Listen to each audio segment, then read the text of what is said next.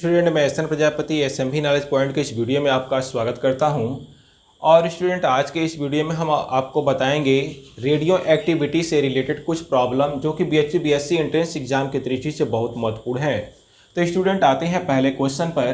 पहले क्वेश्चन में कह रहा है कि ए न्यूक्लियस यन एक्सएम emits 1 alpha and 1 beta particles. कह रहा है कि एक न्यूक्लियस है जो कि एक अल्फा और एक बीटा पार्टिकल इमिट कर रहा है। द रिजल्टिंग न्यूक्लियस इज, तो जैसे यहाँ पर जरा देखेंगे सॉल्यूशन ऑफ फर्स्ट प्रॉब्लम, तो जो न्यूक्लियस है वह है यन एक्स यम। कह रहा है कि इससे एक अल्फा पार्टिकल निकल रहा है। तो जब इससे एक अल्फा पार्टिकल निकलेगा, अल्फा पार्टिकल जब निकलेगा इससे एक, तो क्या हो जाएगा, इसकी एटॉमिक नंबर में 2 की कमी होती है, n-2 हो जाएगा, और एटॉमिक वेट में 4 यूनिट की कमी होती है। तो m-4 इसका एटॉमिक वेट जो होगा उसमें 4 यूनिट की कमी होती है, एटॉमिक नंबर में 2 यूनिट की कमी होती है। कब? जबकि अल्फा पार्टिकल इमिट कर जाता है।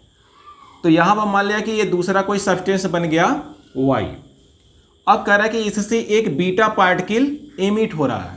जब बीटा पार्टिकल इमिट होता है तो मास एटॉमिक वेट में कोई चेंज नहीं होता, लेकिन इसके एटॉमिक नंबर में 1 की वृद्धि हो जाती है। 1 यूनिट इसका एटॉमिक नंबर बढ़ जाता है।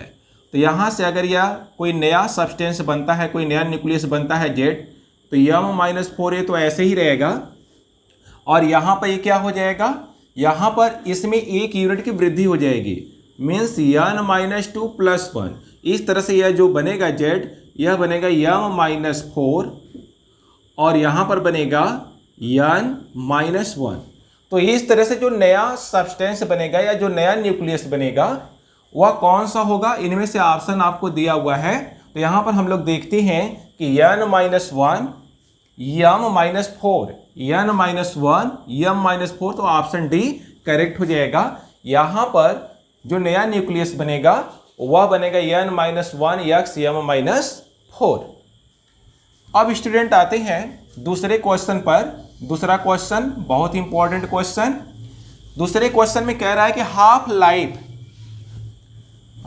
Life of a radio active substance is 140 days.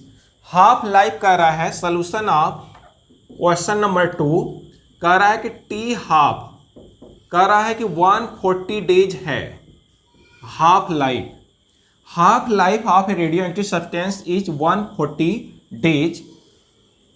Initially 16 ग्राम, जो इसकी प्रारंभिक मात्रा है, जो इसका अमाउंट है वह क्या है, 16 ग्राम है।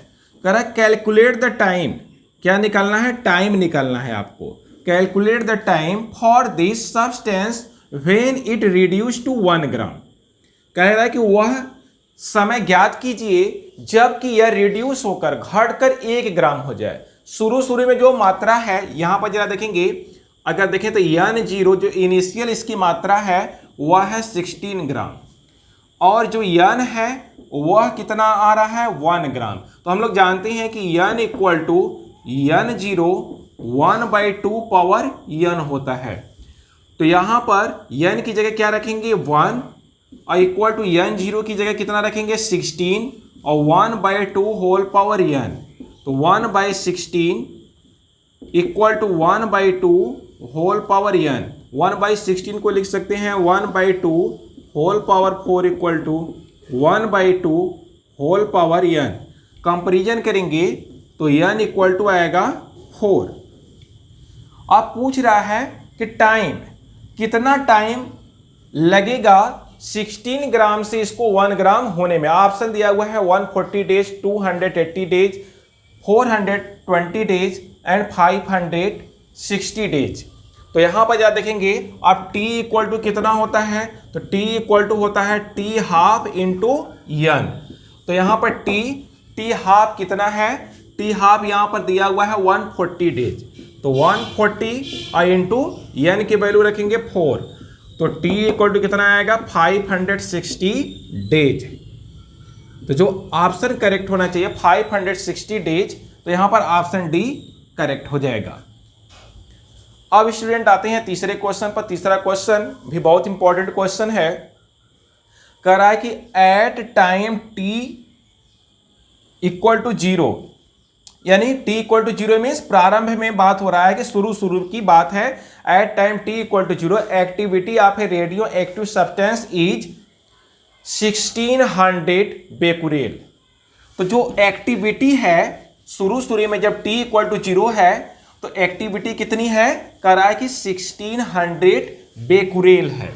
मीन्स अगर हम लोग एक्टिविटी को आर से शो कर दें तो आर नॉट इक्वल टू हो जाएगा 1600 कब, जबकि टी इक्वल टू जीरो है। मीन्स यह इनिशियल मात्रा है। अब उसके बाद कह रहा है कि eight T equal to 8 second remains 100 Becquerel. Means यहां पर आर इक्वल टू कितना हो जा रहा है, 100 बेकुरेल है इसका यूनिट, 100 बेकुरेल हो जा रहा है। और समय कितना ले रहा है, 8 सेकेंड। यहां पर देखेंगे टी की जो वैल्यू है, टी कितना ले रहा है, 8 सेकेंड समय ले रहा है। 8 सेकेंड में यह 1600 से घटकर 100 बेकुरेल इसकी एक्टिविटी हो जा रही है। कह रहे हैं at T equal to 2 second is, कह रहे हैं कि जब टी इक्वल टू 2 सेकेंड रहा होगा तो उस समय इसकी जो मात्रा है, इसकी जो एक्टिविटी है वह कितनी रही होगी। तो यहां पर जरा देखेंगे, सबसे पहले हम लोग फार्मूला जानते हैं कि आर टी इक्वल टू, जैसे यह क्या है, आर टी है, टी समय पश्चात मात्रा है, तो हम लोग जानते हैं कि R T equal to R 1/2 power n। तो आर टी कितना है, 100 है। आर नॉट कितना है, 1600 है।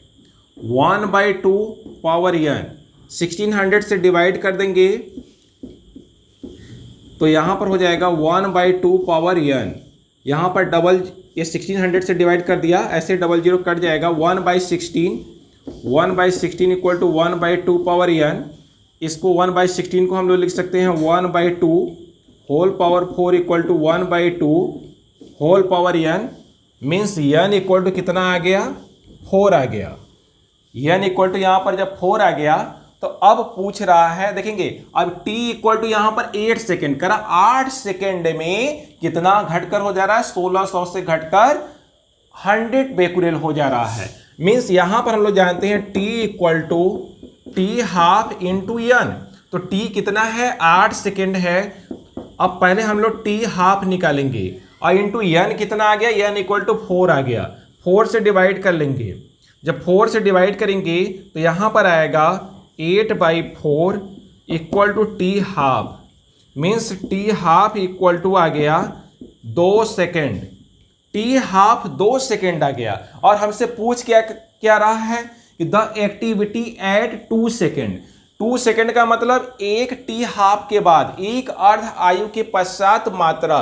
तो हम लोग जानते हैं कि टी हाफ के बाद जो पदार्थ की मात्रा होती है, जो सब्सटेंस होता है, वह पहले का इनिशियल का हाफ हो जाता है। तो यहां पर इनिशियल कितना है, 1600 है। तो टी हाफ के बाद, यहां पर T half equal to 2 second और 2 सेकेंड के बाद ही पूछ रहा है। तो 2 सेकेंड के बाद जो इसकी मात्रा बचेगी, जो अमाउंट आएगा वह 1600 का हाफ मीन्स 800 बेकुरेल आ जाएगा।